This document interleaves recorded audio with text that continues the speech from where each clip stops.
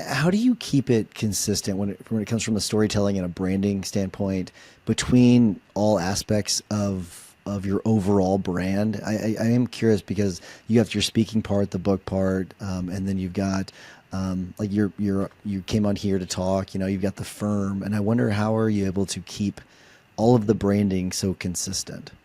It's all related. They're not separate. At one point, like I had mentioned, the podcast was a different name as the business, and they were very separate, and so the branding was different. And then when I realized I can merge them all together, it's all the same message. It's go after whatever it is you want, like push through the fear.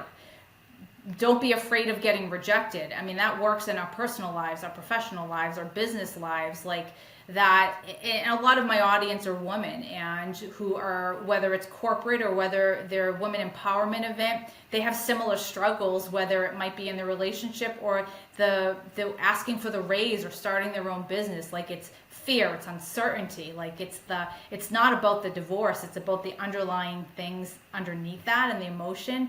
And that's just human experience. And I think that when you just start talking about that, you talk about people's fear, it's so universal, and anxiety and uncertainty. Like, I don't have to worry about one message is contradicting the other message. They're all completely aligned, even if I'm talking about business one day and divorce the next. Yeah. It makes me wonder. So, family law is very litigation heavy, and how do you make sure that your brand is consistent from like everything that we're seeing, right? Like outside, public, like you got the speaking part of it, the marketing, all that. When you step into a courtroom, is that part of the brand, or is that something different? It depends, because if we get to, there's a big part of my practice that's mediation and helping people to let go of the small stuff, like let's get you divorced and not fight over the lamp.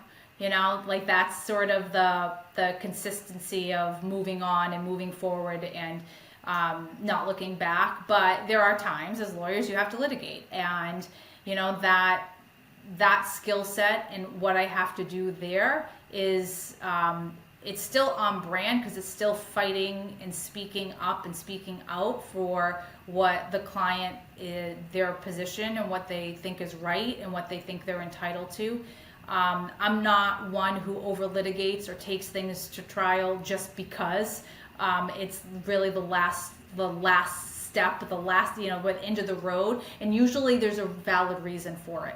And because somebody is being mistreated or funds are being hidden and not fully disclosed, and we've uncovered assets, and they need a voice, and we end up in the courtroom because of that. So I think it's still very much on brand about just speaking up and out and being true and advocating for yourself, your life, your happiness, your success, and all of that.